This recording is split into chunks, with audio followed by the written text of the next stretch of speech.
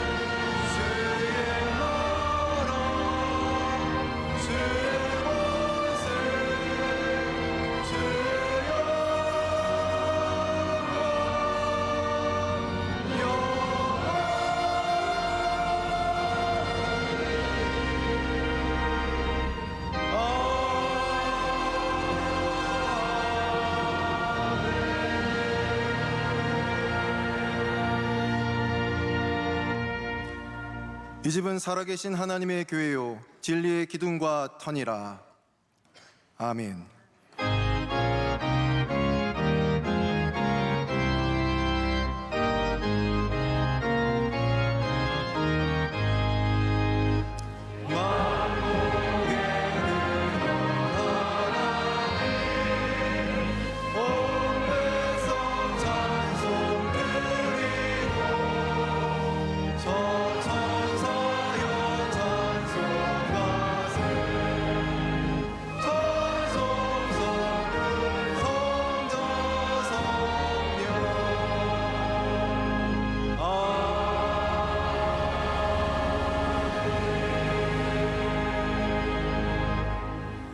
온 땅에 여호와께 노래하며 그의 구원을 날마다 선포할지어다.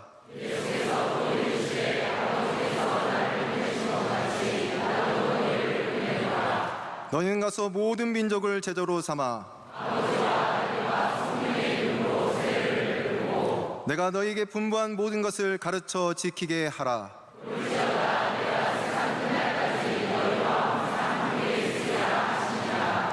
오직 성령이 너희에게 임하시면 너희가 권능을 받고 예루살렘과 온 유대와 사마리아와 땅끝까지 이르러 내 증인이 되리라 하시니라. 아멘. 이 시간 하나님 앞에 감사와 참회의 기도를 조용히 올려드리겠습니다.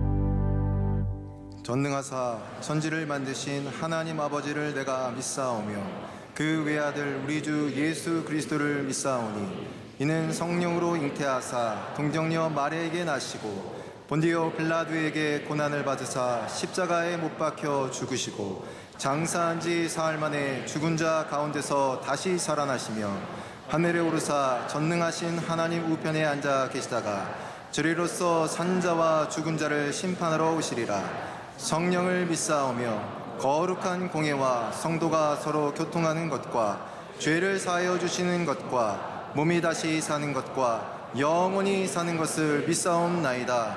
아멘.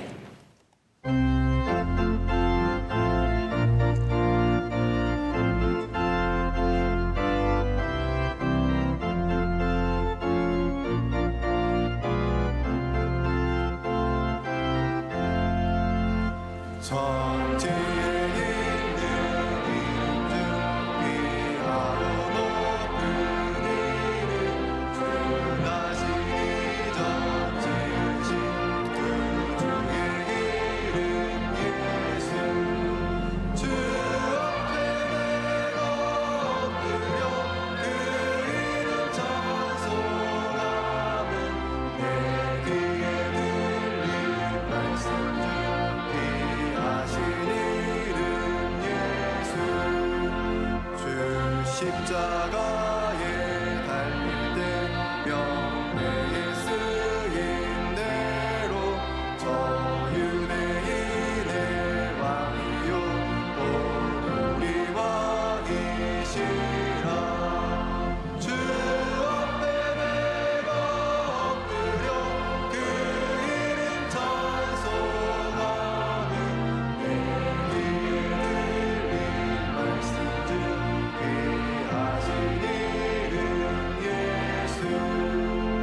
지금도 살아계셔서 언제나 하시는 일 나 같은 죄인 부르사 찬송함 주시도다 주 앞에 내가 엎드려 그 이름 찬송하면 내 귀에 들린 말씀 듣게 하신 이름 예수 주 예수께서 영원히 어제나 오늘이나 그 이름으로 우리에게 장을 내리신다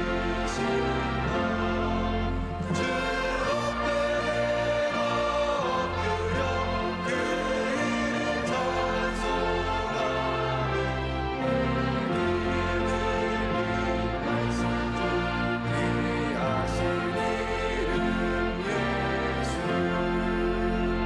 아멘.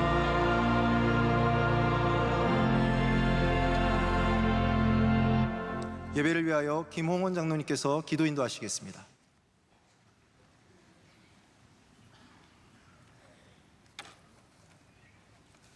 사랑과 은혜가 충만하신 하나님, 지난 한 주간 저희를 주님 날개 아래 품어주시고 오늘 이 시간 거룩한 주일에 교회에 나와 예배하게 하시니 감사합니다. 교만하고 무지하여 지은 우리의 죄를 모두 회개하오니 용서하여 주옵시고 십자가 보혈로 정결케 하사 신령과 진정으로 하나님께 예배하게 하옵소서.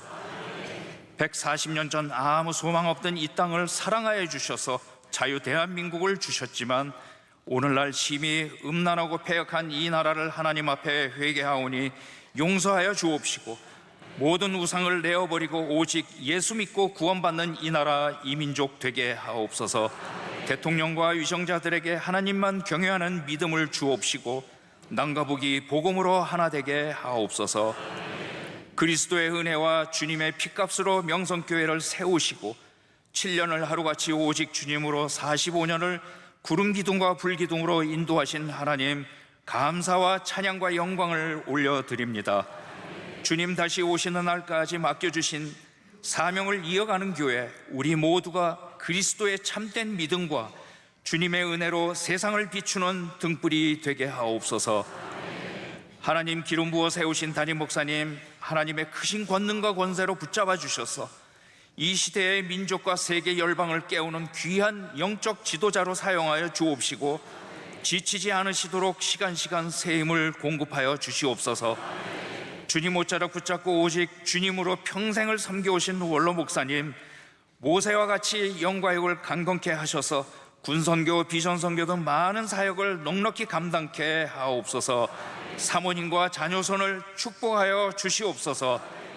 복음 들고 땅끝까지 나간 선교사님들과 선교기관들의 성령의 기름 부어 주셔서 오대양 육대주가 온전히 복음화되도록 역사하여 주옵시고 모든 상황 속에서도 어려움에 처하지 않도록 눈동자같이 지켜주시옵소서. 이어지는 청년대학교 단기선교와 교회학교 여름성경학교 하계 산상성회와 새가족 교육에도 위에도 은혜 내려 주옵소서. 이 시간 담임 목사님을 통하여 은혜 받기 원합니다.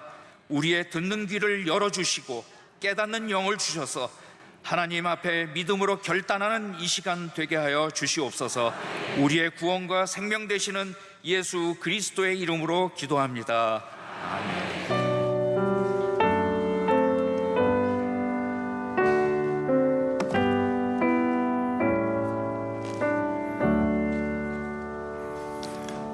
오늘 우리 계신 하나님의 말씀은 신약성경 에베소서 5장 15절로 17절 말씀과 구약성경 다니엘 6장 10절의 말씀입니다. 에베소서 5장 15절로 17절과 다니엘 6장 10절의 말씀입니다.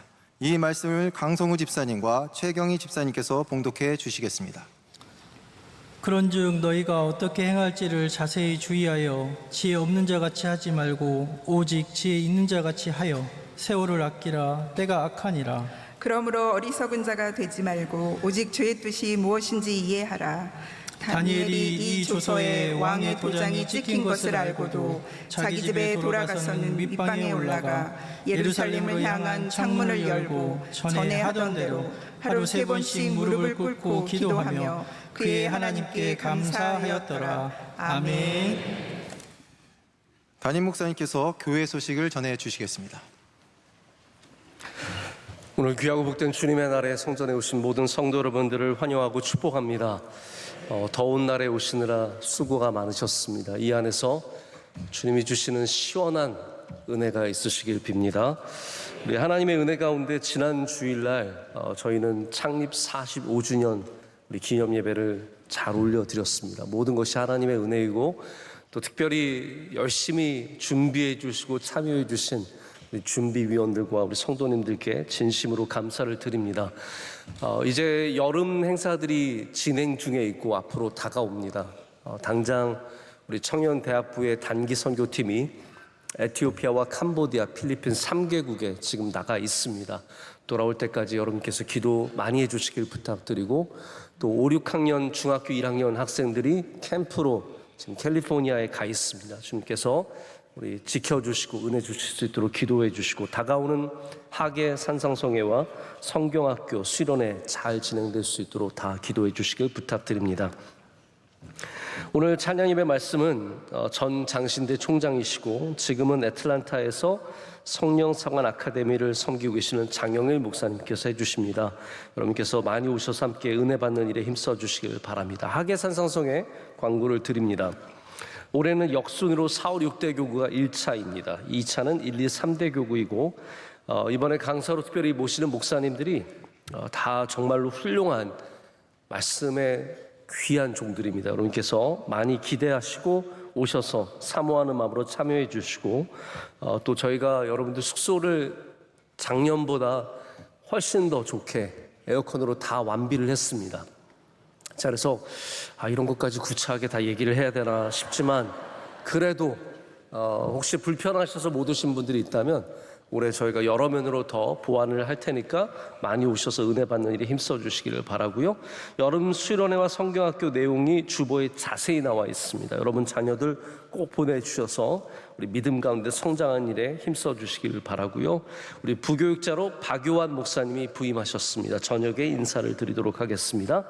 또 새벽 예배 5시 일부 예배 나오신 분들은 꼭 기억하시길 바랍니다. 이번 주에 여러분 예배 드리신 갈릴리실이 우리 구성전의 1층에 있는 예배실이 공사를 합니다.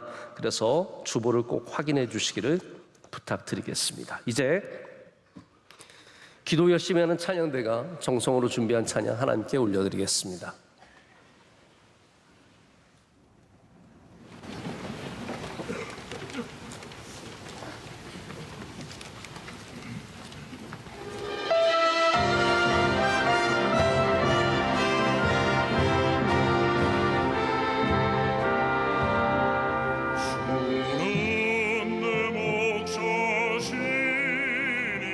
보소가 먹도록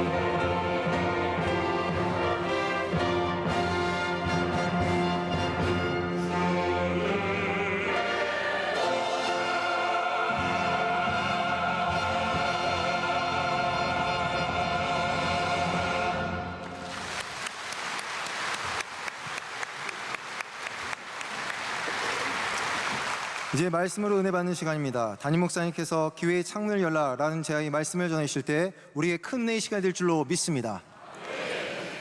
네, 아름다운 찬양이 하나님께 큰 영광이 된 줄로 믿습니다. 여러분, 기회에 대해서 어떻게 생각하십니까? 기회를 잘 잡으셨습니까? 아니면 기회를 놓치셨습니까? 저는 살아오면서 다양한 기회를 놓쳤던 경험이 있습니다. 근데 우리 그런 기회들 가운데는 일반적인 기회죠. 반복해서 오는 기회들, 지속적으로 오는 기회, 다음에도 또 할 수 있는 기회들이 또 있습니다. 예를 들어서 정말 힘차게 열심히 뛰어갔는데 지하철역에서 문이 닫히는 걸 본다든지, 그러면은 또 한참, 사실 뭐 5분만 기다리면 다시 오니까 큰 문제가 아니죠. 동사무소에 정말 그래도 끝나기 전에 간다고 갔는데 마침 바로 내 앞에서 문을 닫아서 일을 처리하지 못하는 그런 일들을 우리가 다 경험을 해봅니다. 근데 이거는 불편한 정도의 문제이지 우리에게 큰 지장을 주지는 않는 것 같습니다. 그러나 더 중요하게는 우리 평생에 정말 한 번밖에 없는 일, 다시는 돌아오지 않는 일, 혹은 놓치면 우리에게 문제가 되는 그런 기회들도 있습니다. 저에게도 그러한 경험들이 몇 번 있는데 더 많이 생각해보면 많겠지만 이렇게 문득 머리에 떠오르는 몇 가지 장면들이 있습니다. 저는 대학교 졸업식을 가지 못했습니다. 제가 분명히 말씀드리는데 대학교는 졸업은 했습니다. 증명할 길이 없는데 졸업식을 가지 않아서 찍은 사진이 없습니다. 그래서 약간 늘 아쉬운 마음이 이렇게 늘 마음에 있는 것 같습니다. 혹시 여러분 가운데 졸업식 그걸 꼭 가야 되나 그런 생각 가지신 분 계시다면 그거 웬만하면 놓치지 마시고 가시는 게 좋은 것 같습니다. 또 하나의 사건은 제가 어느 날 이렇게 강의를 가는데 갑자기 급하게 전화가 와서 받아보니까 저희 아내가 벌써 출산을 하러 들어갔다는 거예요. 얘기를 들어보니까 7개월이었는데 그때가 갑자기 아이가 조산이 되는 바람에 병원으로 가서 급하게 아이를 낳았습니다. 그래서 저는 학교로 가는 길에 돌려서 다시 병원으로 갔지만 이미 한참 늦어서 아이를 한참 뒤에야 만나게 되었는데 늘 아내한테 약간 미안한 마음을 갖게 됩니다. 아마 여러분들에게도 이러한 평생에 한 번밖에 없는 일들을 놓친 일들이 분명히 있을 거라고 생각합니다. 내가 그때 그 직장에 지원했어야 하는데, 그리고 많은 분들이 밤에 이런 생각을 하시더라고요. 그때 그 땅을 샀어야 하는데, 그 아파트를 빚을 내서라도 샀어야 하는데, 혹은 우리가 반드시 가졌어야 하는 자녀와의 대화, 네 혹은 아니요라고 분명하게 말했어야 하는 그런 기회들, 우리 이런 창문이 닫히고 나서야 그게 나에게 얼마나 소중한 기회였는지를 깨달을 때가 있습니다. 그래서 오늘 우리가 먼저 읽은 신약 성경의 말씀, 에베소서의 말씀을 보면은 이 기회에 대해서 말하고 있습니다. 세월을 아끼라, 다시 말해서 기회를 놓치지 말라라고 말하고 있는데 그 전에 우리에게 당부하는 두 가지 자세가 있습니다. 그게 뭐냐 하면 바로 자세히 주의하라는 것과 지혜 있는 자같이 하라. 이 강조하는 말을 두 개나 넣어서 이 기회가 얼마나 중요한지를 우리에게 상기시켜 주고 있습니다. 실제로 신앙과 기회는 깊은 관계를 갖고 있습니다. 왜냐하면 우리가 예수님을 나의 구주로 믿게 된 것도 기회를 통해서입니다. 많은 사람들이 그 기회가 왔을 때 어떻게 한번 예배 드리러 왔고 어떻게 한번 교회를 다니게 되었고 그러다가 주님이 나의 구주가 되심을 고백하는 구원의 길에 서게 된 거죠. 반대로 누군가는 그 기회를 놓쳤습니다. 떨쳐냈습니다. 뿌리쳤습니다. 결국은 나중에 문이 닫히고 나면 그제서야 슬피 울며 이를 가는 일들이 생기게 될 것입니다. 성경에는 이렇게 기회를 놓치지 않은 믿음의 사람들의 이야기가 가득합니다. 저는 그래서 오늘 여러분에게 좀 성경의 다양한 사건들을 통해서 이 기회의 창문이 무엇인지를 좀 말씀을 드리고자 합니다. 하나님께서 아브라함에게 너의 아비집을 떠나 내가 내게 명령하는 곳으로 가라라고 했을 때 아브라함은 그 기회를 놓치지 않았습니다. 굉장히 중요한 결정이었지만 그는 담대하게 결정을 내리고 하나님이 말씀하시는 대로 가서 복의 근원이 되었습니다. 어머니 리브가가 야곱에게 자, 너의 아버지가 이제 돌아가실 때가 다 되었는데 너 이때가 기회다. 네가 축복을 받아라. 장자의 축복을 받아라 라고 해서 그 기회를 놓치지 않고 야곱은 가서 장자의 축복을 받았고, 그리고 너 형 에서가 돌아오기 전에 도망가라 라고 해서 또 형 에서를 피해서 도망가는 기회를 놓치지 않았기 때문에 나중에 부유한 재산을 이끌고 와서 형과 화해하게도 됩니다. 아들들을 다 잃고 홀로 되어서 고향인 베들레헴 땅으로 올라가던 한 여인이 있었습니다. 나오미죠.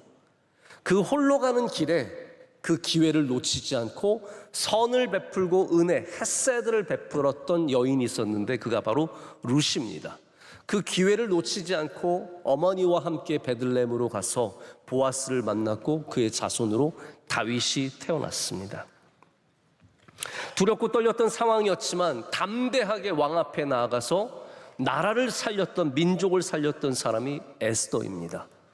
물고기 뱃속에서 죽어가던 사람이 이 기회를 놓칠 수 없어서 하나님께 기도하여 살게 되었는데 그가 요나입니다.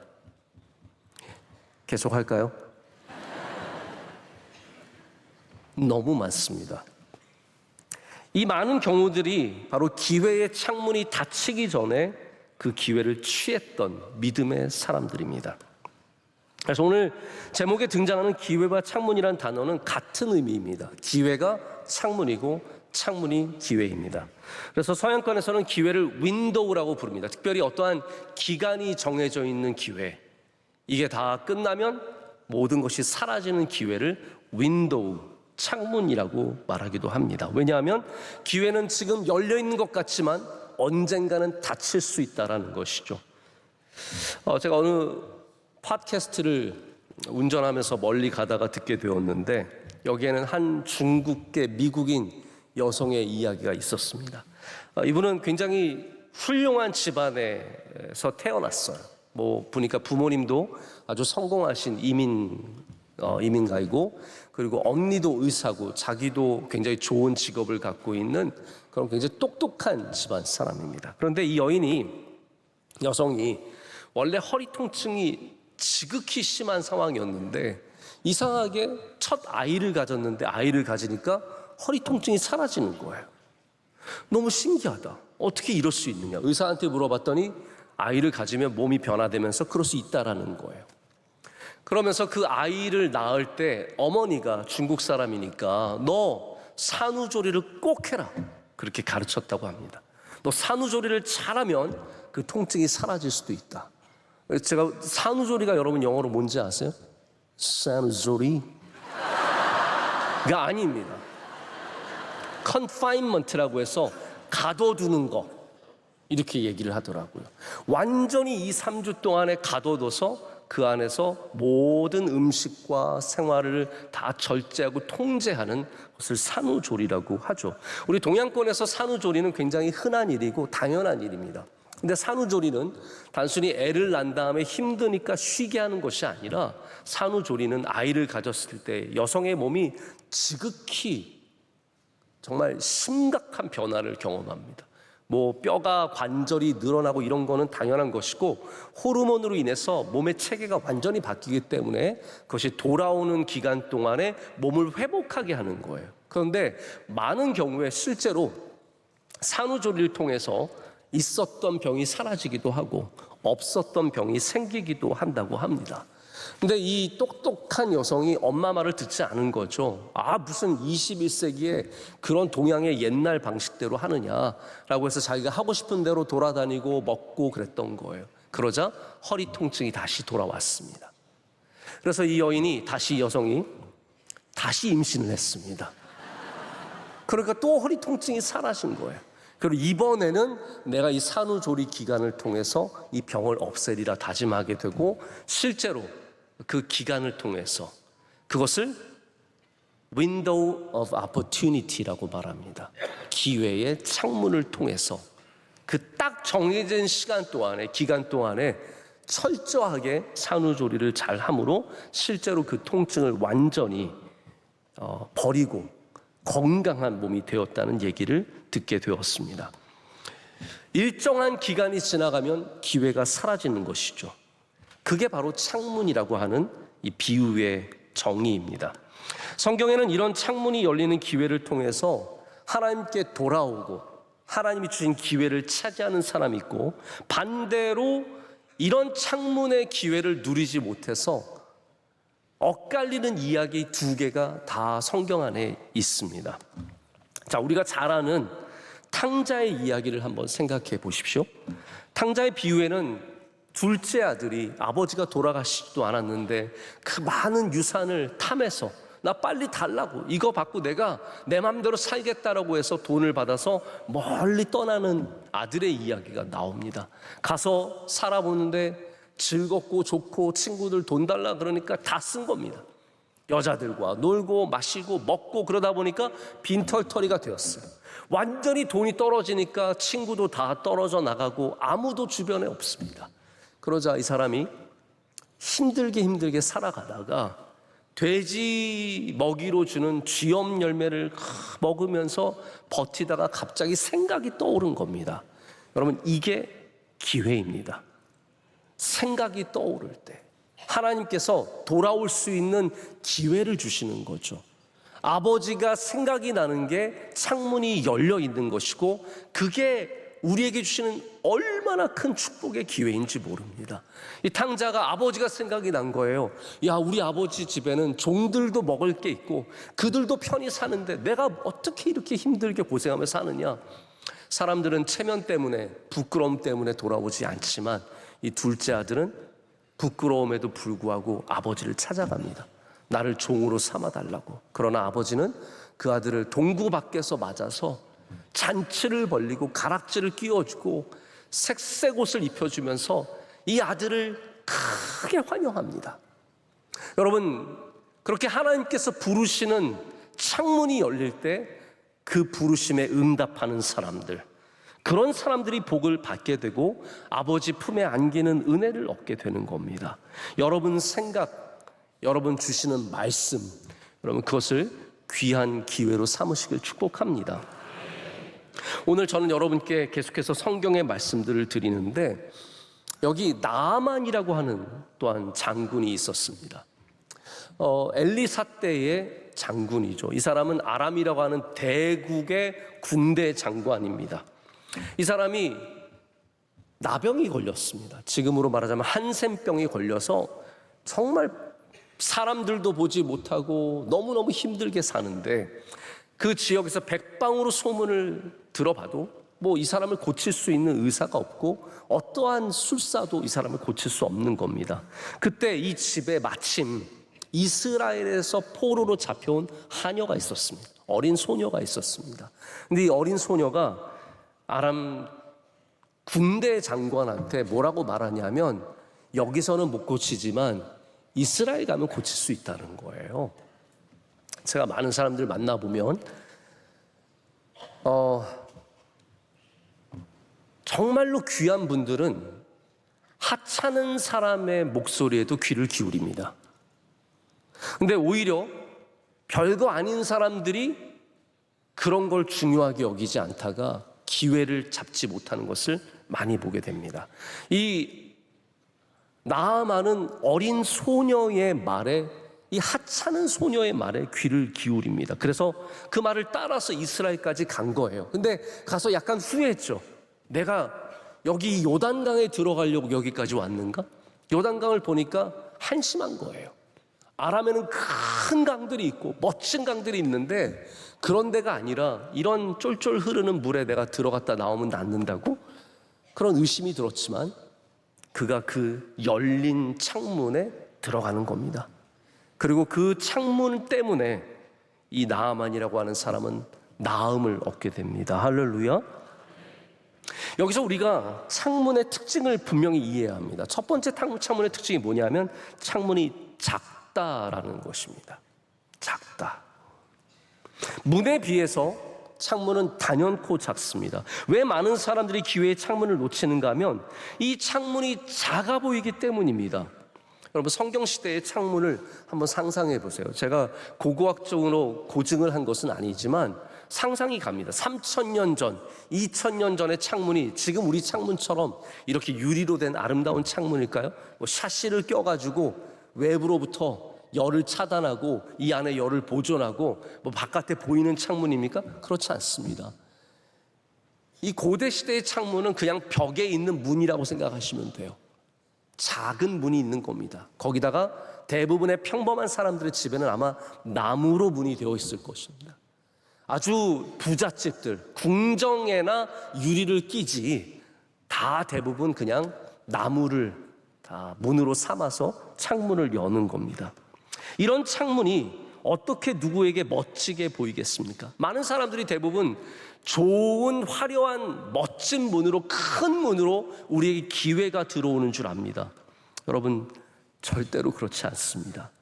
여기 이스라엘에서 잡혀온 작은 소녀가 이 이야기를 했을 때 이것은 절대로 큰 문처럼 보이지 않았습니다.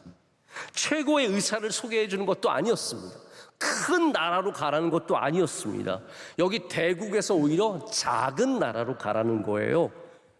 여기 위대한 군대 장관이 가서 여호와의 선지자, 아무것도 아닌 사람의 말을 들으라는 겁니다. 하지만 그 하찮게 보이는 문을 발견하는 사람이 오늘 에베소서에서 말씀하는 것처럼 주의하여 깨어있는 사람이고 지혜로운 사람이라는 것이죠. 여러분, 우리의 삶의 기회가 항상 큰 문으로 다가오는 것이 결코 아닙니다. 대단한 사람들을 통해서 기회가 주어지는 것도 아니고 대단히 멋져 보이는 문을 통해서 우리에게 기회가 오는 것이 아닙니다. 나만 장군의 얘기처럼 작은 한 소녀의 말을 통해서, 작은 나라의 아무것도 아닌 선지자를 통해서, 주의 종을 통해서, 이 작은 문을 통해서 우리에게 기회가 다가온다는 것이죠. 큰 문만 바라보는 사람은 평생에 좋은 기회를 다 놓치고 살아가는 겁니다. 많은 결혼을 앞둔 청년들이 큰 문을 만나길 원합니다. 화려한 문을 만나기를 원합니다. 직장에 들어가기를 원하는 청년들이 뭔가 큰 문 앞에 내 인생에 좋은 기회들이 다 있는 줄 알지만 그렇지 않습니다. 작은 창문 안에 어마어마한 은혜가 담겨져 있고 작은 창문 안에 하나님의 놀라운 역사하심이 있는 줄로 믿습니다. 그래서 은혜의 창문도 작습니다. 큰 문으로 은혜가 막 쏟아져 들어오는 게 아니라 작은 창문을 통해서 하나님께서 우리에게 빛을 비추어 주시고 우리의 안을 채워주시고 우리를 복되게 하시는 겁니다. 여러분, 오늘 우리가 드린 이 작은 예배가 은혜의 창문입니다. 이 창문을 귀하게 여기시는 분들은 이 창문을 통해서 하나님의 위로하심과 힘주심과 능력을 경험하게 되는 것이고, 큰 문만 바라보시는 분들은 결코 하나님의 은혜를 누릴 수 없습니다. 제가 노아의 방주를 보면서 참 신기하게 생각했던 게 뭐냐면, 하나님께서 이 디자인을 다 주시잖아요. 얼마만큼 만들라, 얼마나 길게, 얼마나 높게, 3층으로 만들어라, 문은 어떻게 내어라, 그리고 놀랍게도 창문을 내라고 말씀하세요. 저는 당시에 어떻게 배를 지었는지 잘 모르겠지만 배에 창문을 다는 것은 아마 흔하지 않았었던 일이 아닐까 생각을 합니다. 그런데 노아는 이 배에 하나님이 말씀하신 대로 창문을 답니다. 그리고 놀라운 것은 이 창문을 통해서 하나님께서 은혜의 빛을 이 방주 안으로 비춰주셨다는 거예요. 모든 하늘과 땅을 물이 덮고 있을 때 노아의 가족들이 유일하게 하늘을 볼 수 있는 통로는 이 작은 창문이었습니다. 이 작은 창문을 통해서 그들을 덮고 있던 슬프고 괴로운 날에 하늘을 바라보며 하나님의 은혜를 구할 수 있었고, 하나님은 날이 밝아올수록 점점 그 안에 은혜의 빛을 비춰주셨습니다. 여러분의 가정이 방주라면 거기에 반드시 은혜의 창문이 열려 있어야 합니다. 은혜의 창이 있어야 합니다. 우리 가정의 행복이 큰 문으로만 들어오는 게 아니고, 돈이 많아야만 들어오는 게 아니고, 좋은 직장, 좋은 학교에만 들어가야 오는 것이 절대로 아닙니다. 여러분의 가정에 하나님을 향한 은혜의 창문이 있다면 그 창문을 통해서 하나님께서 날마다 주의 빛을 비춰주실 줄로 믿습니다. 노아의 가족들은 이 창문을 통해서 나중에 까마귀를 날리고 비둘기를 날림으로써 결국은 땅에 돌아갈 수 있는 은혜를 얻게 됩니다. 우리 삶에 하나님을 향한 창문을, 또한 오늘 구약 본문에 나오는 것처럼 다니엘처럼 그 창문을 활짝 열 수 있어야 작지만 분명하게 우리에게 은혜가 되는 창문에 놀라운 기회가 있을 줄로 믿습니다. 두 번째로, 창문은 좋아 보이지 않을 때가 많습니다. 하나님께서 허락하시는 많은 기회가 정말로 아름다운 치장을 하고 나타나는 게 아닙니다. 오히려 허름한 옷을 입고 나타나서 우리에게 더욱더 주의하여 지혜 있게 지혜를 갖추도록 요구합니다. 허름한 옷을 입고 나타나는 것을 기회로 발견할 수 있는 사람이 정말 주의하는 사람이고 지혜 있는 사람이라는 거죠. 여러분, 그러면 어떻게 하면 우리가 주의하고 지혜를 가질 수 있을까요? 저는 여기에는 한 가지 답밖에 없다고 생각합니다. 기도해야 합니다. 모든 기회 앞에서 우리는 기도할 수 있어야 합니다. 이거 되게 좋아 보이는 기회, 화려한 기회 앞에서 더 많이 기도하셔야 되고요, 아무것도 아니게 보이는 작은 기회 앞에서도 기도하실 수 있어야 합니다. 어려움이 다가오셨습니까? 그 어려움이 기회가 될 수 있는 것은 기도를 통해서입니다. 실망하고 절망하고 괴로워만 하면 그것은 어려움으로 끝납니다. 그러나 환난과 고난과 어려움이 다가와도 그것을 기회로 만들 수 있는 사람들은 기도하는 사람들인 거예요. 하나님께서 그 어려움을 통해서 길을 열어주시고 여러분을 새로운 곳으로 인도해 주시고 선하게 인도해 주신다는 말입니다. 찰스 스윈들 목사님께서 이렇게 말해요. 우리가 만나는 수많은 기회들은 놀랍도록 불가능해 보이는 상황으로 변장해 다가온다라고 말합니다. 야, 이거 안 되겠네? 이거 큰일 났네? 그게 다 기회가 변장한 모습이라는 거죠. 바울을 생각해 보십시오. 바울은 선교를 했지만 고난을 억수로 당했습니다.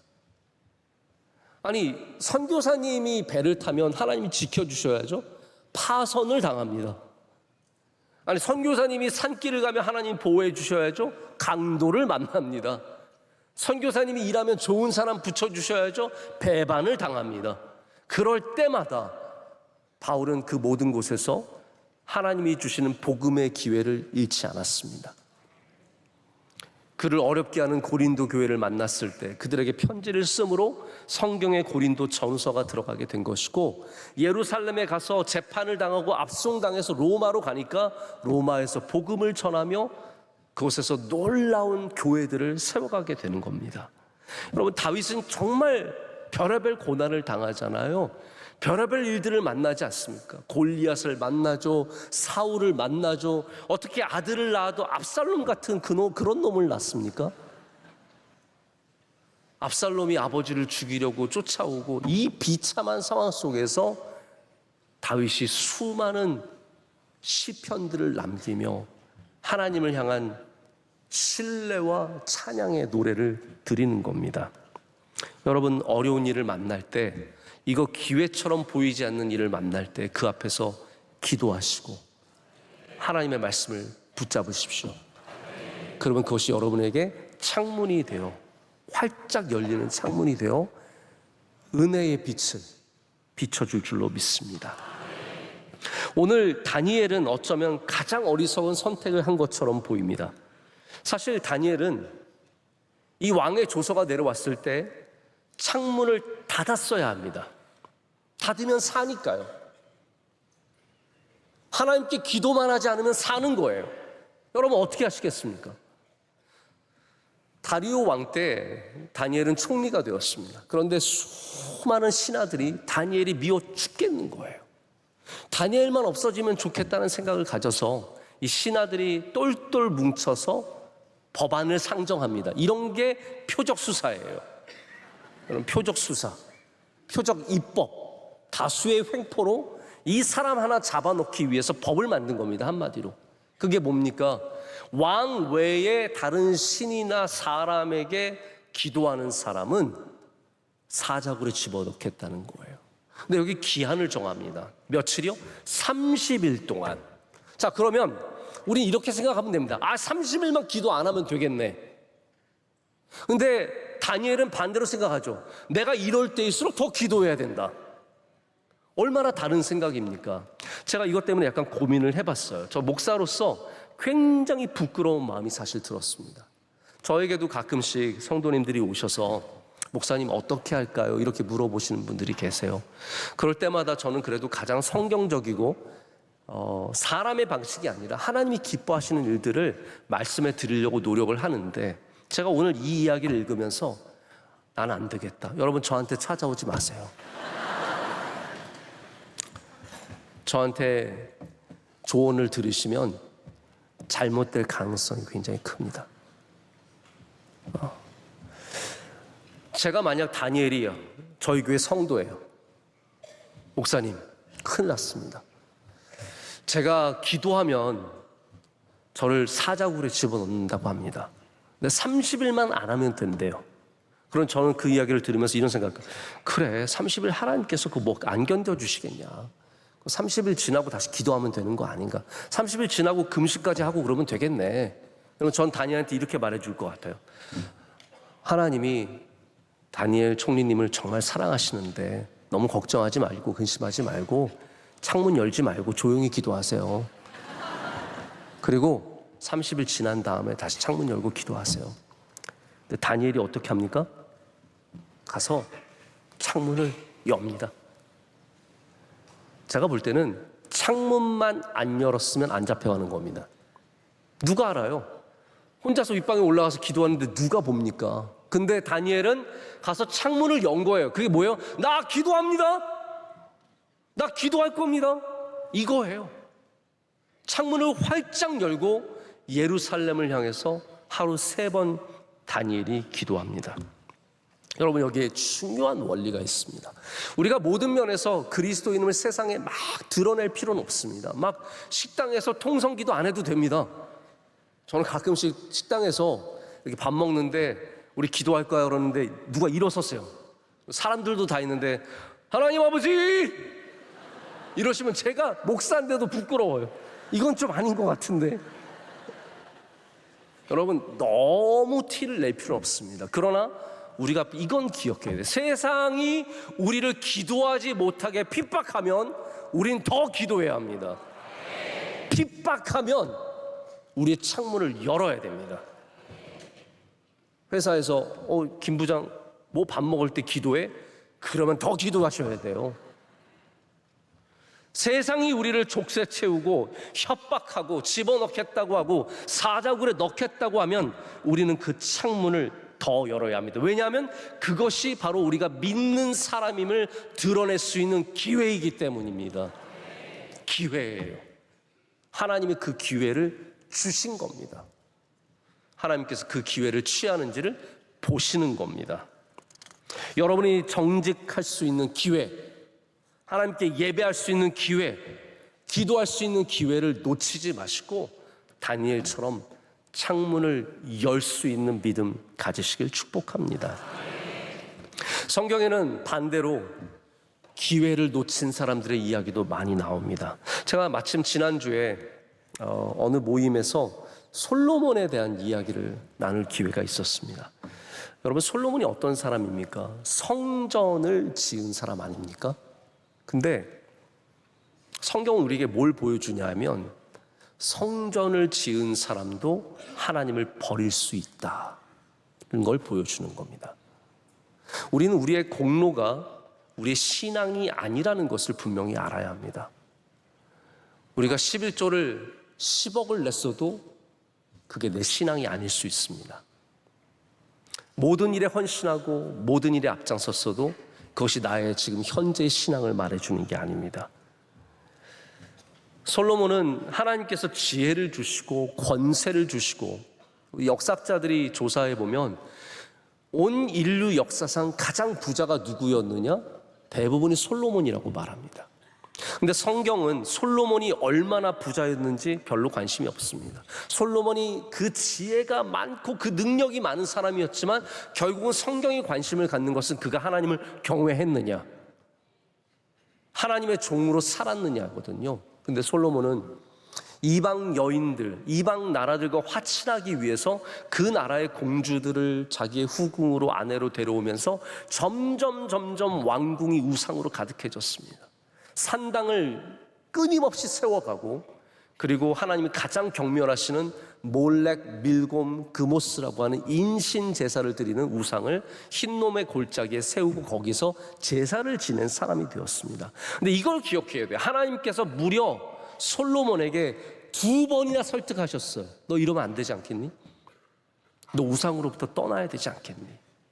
너 이거 그만둬야 되지 않겠니?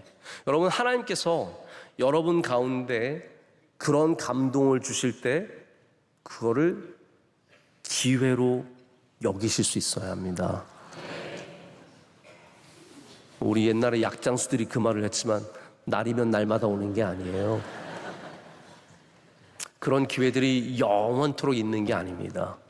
솔로몬에게 하나님께서 2번을 말씀하셨는데 솔로몬이 듣지 않자 하나님께서, 버리시지 않으시는 하나님께서, 여러분 성경에 하나님께서 자주 버리시던가요? 아니에요. 하나님 버리시는 분이 아니세요. 그러나 솔로몬을 놓아버리십니다. 다니엘은 전혀 반대의 길을 걸어갑니다. 그에게 기회의 창문이 열렸을 때 담대하게 그는 윗방으로 올라가서 그의 창문을 열고 예루살렘을 향해서 내가 하나님을 믿습니다 라고 고백하는 그 기회를 많은 사람들에게 보여줍니다. 여러분, 우리에게 그런 믿음을 드러낼 수 있는 기회뿐만이 아니라 누군가를 섬길 수 있는 기회가 있고, 누군가를 사랑할 수 있는 기회가 있고, 내 시간을 내어줄 수 있는 기회가 있고, 헌신할 수 있는 기회가 있고, 학생들은 공부할 수 있는 기회가 있으며, 직장인들은 열심히 일할 수 있는 기회, 창문이 있다는 사실을 잊어서는 안 됩니다. 이게 언젠가는 닫힌다는 거예요. 예배도 마찬가지입니다. 우리가 예배할 수 있는 기회가 있는 겁니다. 지금 이곳에 와서 예배하고 싶은데 병원에서 못 오시는 분들이 얼마나 많은지 아십니까? 목사님, 저 교회 가서 한번 예배 드리고 싶습니다. 여러분, 걸어서 나오실 수 있을 때 이것을 귀하게 여기시고 이 기회를 취하시길 축복합니다. 예배할 수 있는 것이 얼마나 귀한 기회인지 모릅니다. 제가 이번에 어떤 언론사의 회장님을 만났습니다. 근데 그분이 저한테 그런 얘기를 하시더라고요. 목사님, 우리 교회에 장로님들이 기도를 하실 때 꼭 이렇게 기도하시더라고요.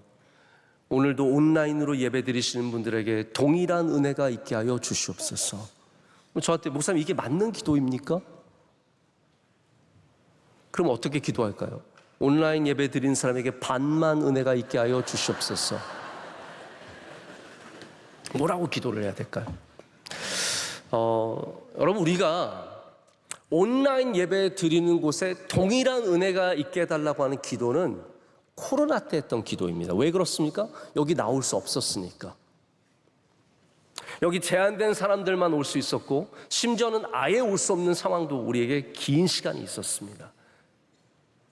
그때는 어디서 예배 드리든 그곳에서 동일한 은혜가 있었던 거예요.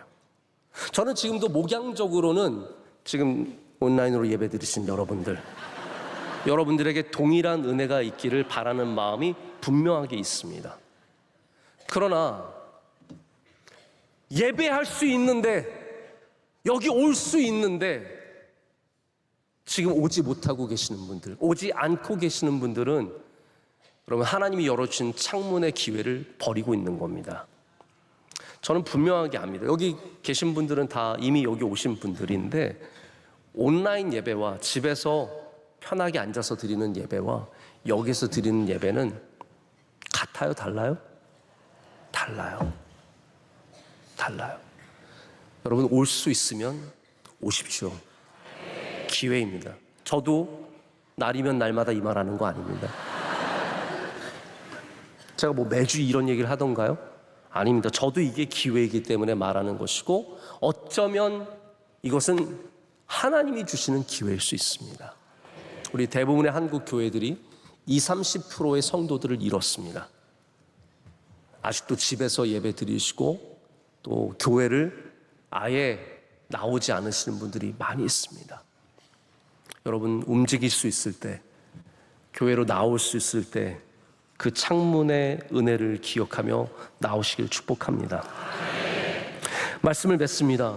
공항에 가면 수많은 비행기들이 이륙을 앞두고 대기하고 있습니다.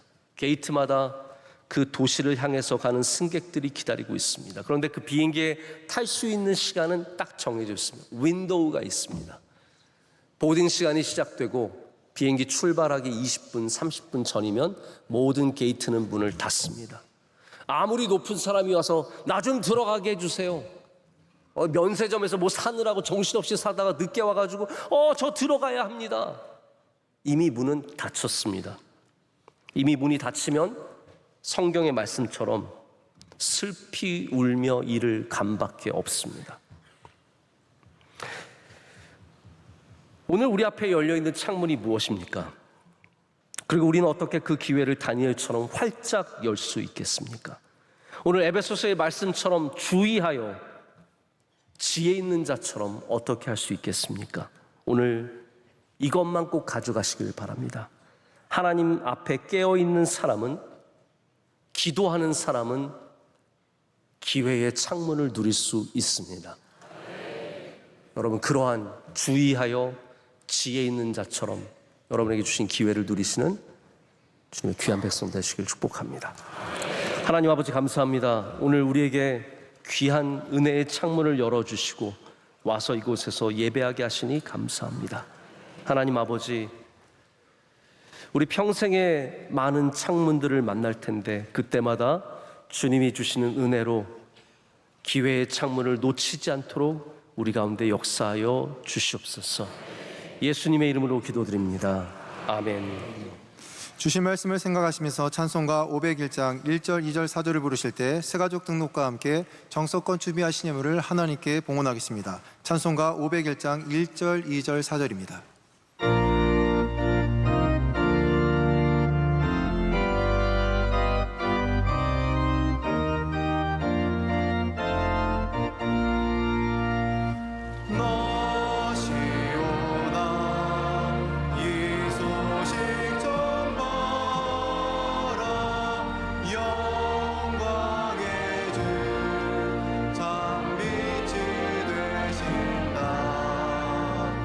마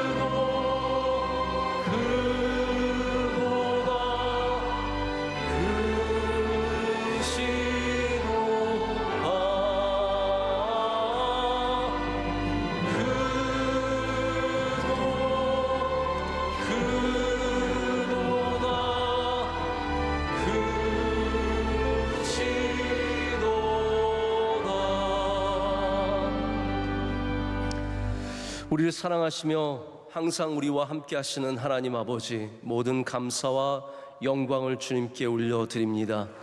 지난주 45주년 창립 기념 예배를 잘 드리게 하시고 또 하나님께서 우리를 통해서 영광 받아 주시니 감사합니다.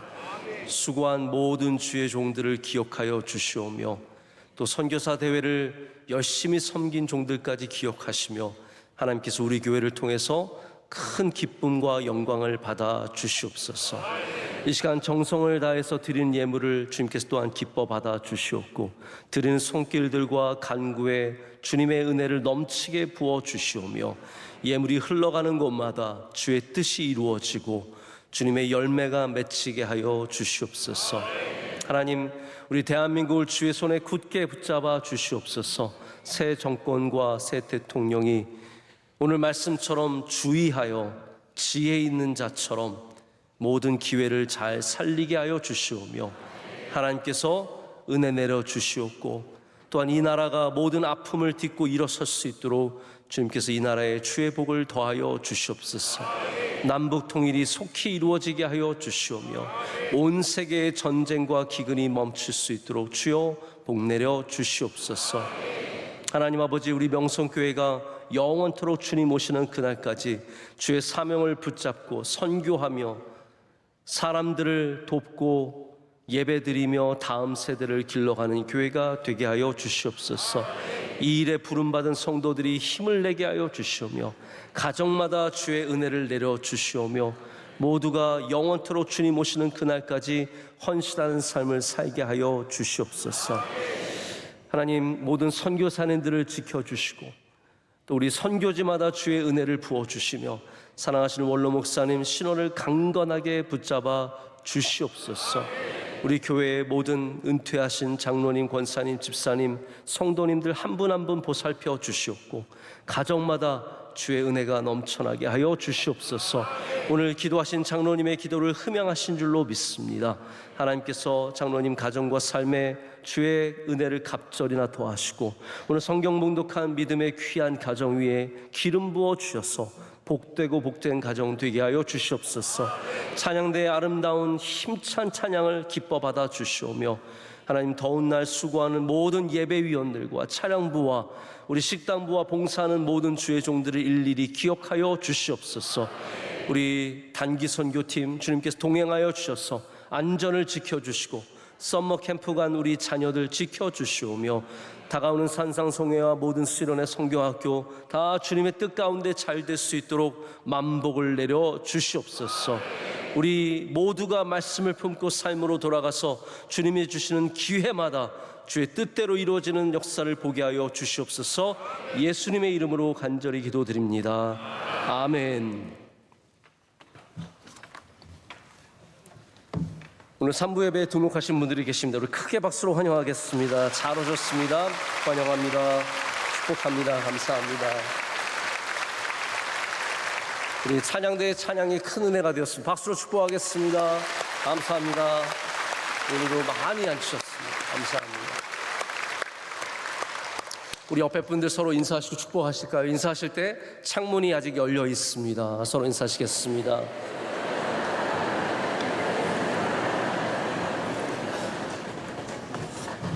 제가 원래 하고 싶은 인사는 창문이 곧 닫힙니다입니다. 곧 닫히니까 열려 있을 때 여러분께서 잘 기회를 살리시기를 축복합니다. 더운 날 건강하시기를 바랍니다. 정말 이렇게 무더울 수가 없습니다. 이 더운 날 낮에 다니실 때는 잘 가리고 다니시고 또 밤에도 편히 주무시고 모기와의 전쟁에서 승리하시기를 바라고 가정마다 주님이 주신 은혜가 풍성하시기를 축복합니다. 우리 교회에 여름에 행사가 참 많이 있습니다. 저는 보낼 때마다 많이 기도할 수밖에 없습니다.